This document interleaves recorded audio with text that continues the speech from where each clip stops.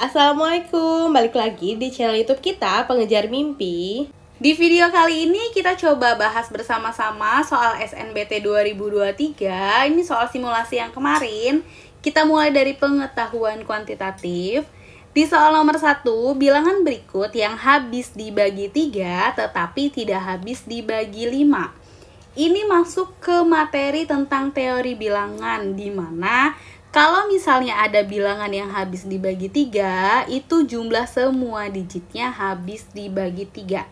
Berarti di sini clue-nya untuk yang habis dibagi 3, itu jumlah semua digit habis dibagi 3. Oke. Lalu tetapi tidak habis dibagi 5. Sekarang kita cek yang habis dibagi 5 itu.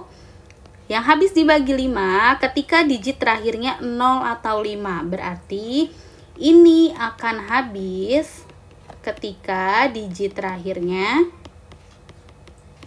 itu 0 atau 5. Tetapi karena ini yang tidak habis, berarti sekarang kita cari dulu di opsinya. Berarti yang belakangnya 0 dan 5 ini habis. Berarti ini bukan jawabannya. Karena kan yang kita cari adalah tidak habis dibagi 5. Nah, berarti bisa opsi yang kedua, ketiga, atau keempat. Sekarang kita lihat dari yang habis dibagi 3, yaitu jumlah semua digitnya akan habis dibagi 3. Yang opsi 2, berarti kita jumlahkan semua digitnya, ada 1, ada 3, tambah 6, lalu tambah 8, lalu tambah 9. Oke, berarti ini 1 tambah 3, 4, tambah 6, 10, tambah 8, 18, tambah 9, 27. 27 merupakan kelipatan 3, tandanya dia akan habis dibagi 3. Berarti ini adalah yang benar. Nah, sekarang kita cek yang opsi 4 sama 5 salahnya gimana. Kalau misalnya ini digitnya kita jumlahin semua, berarti dia ada 1, tambah 5, tambah 2, tambah 2, tambah 3. Artinya 1 tambah 5, 6, tambah 2, 8, tambah 2, 10, tambah 3, 13. 13 itu tidak akan habis dibagi 3, karena dia bukan kelipatan 3. Nah, lalu yang opsi terakhir, opsi yang kelima, dia itu kalau misalnya kita jumlah, berarti 2, tambah 0, tambah 5, tambah 7, tambah 9. 2 tambah 0, 2, tambah 5, 7, tambah 7, 14, tambah 9, 23. 23 juga tidak habis dibagi 3. Berarti tandanya opsi 4 dan 5 juga termasuk salah. Berarti yang benar adalah yang opsi kedua. Gitu ya, untuk materi tentang teori bilangan.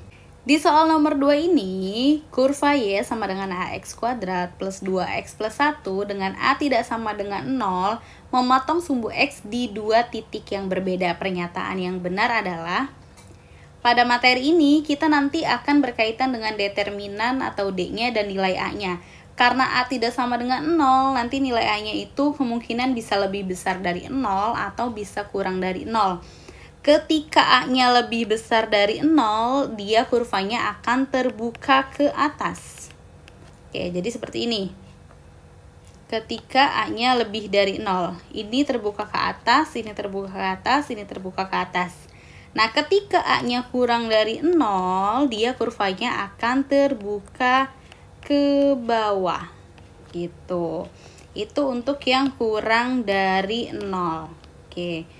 Seperti ini gambarannya ketika kurvanya kurang dari 0. Yang kedua ini kita akan berkaitan dengan determinan. Determinannya ketika lebih dari 0 nilai determinannya, maka dia akan memotong sumbu di 2 titik. Oke, itu ketika nilai determinannya lebih dari 0. Ketika determinannya sama dengan 0, dia akan menyinggung 1 titik saja. Gitu. Nah, ketika determinannya kurang dari 0, dia tidak akan menyinggung sumbu X. Gini ya. Berlaku sama untuk ketika A-nya kurang dari 0. Ketika dia determinannya lebih dari 0, berarti dia juga memotong di 2 titik. Ketika dia sama dengan 0, dia berarti hanya menyinggung atau 1 titik saja. Ketika dia determinannya kurang dari 0, maka dia tidak akan menyinggung sumbu X. gitu.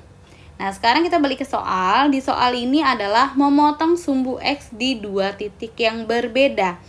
Berarti ketika memotong sumbu X di dua titik yang berbeda, dia determinannya lebih dari 0. Nanti tinggal kita tahu nilai A-nya itu dia berapa, kurang dari 0 atau lebih dari 0. Tapi di sini kaitannya atau kuncinya adalah yang memotong sumbu X di dua titik itu nilai determinannya lebih dari 0. Sekarang determinan itu rumusnya apa? B kuadrat min 4AC. Gitu. Dimana B-nya itu jadi ada Y sama dengan AX kuadrat ditambah BX ditambah C. Berarti ini nilai A-nya itu berarti A-nya, nilai 2-nya ini adalah nilai B-nya, dan nilai 1 ini adalah nilai C-nya. Berarti kita masukkan B kuadrat min 4AC lebih dari 0.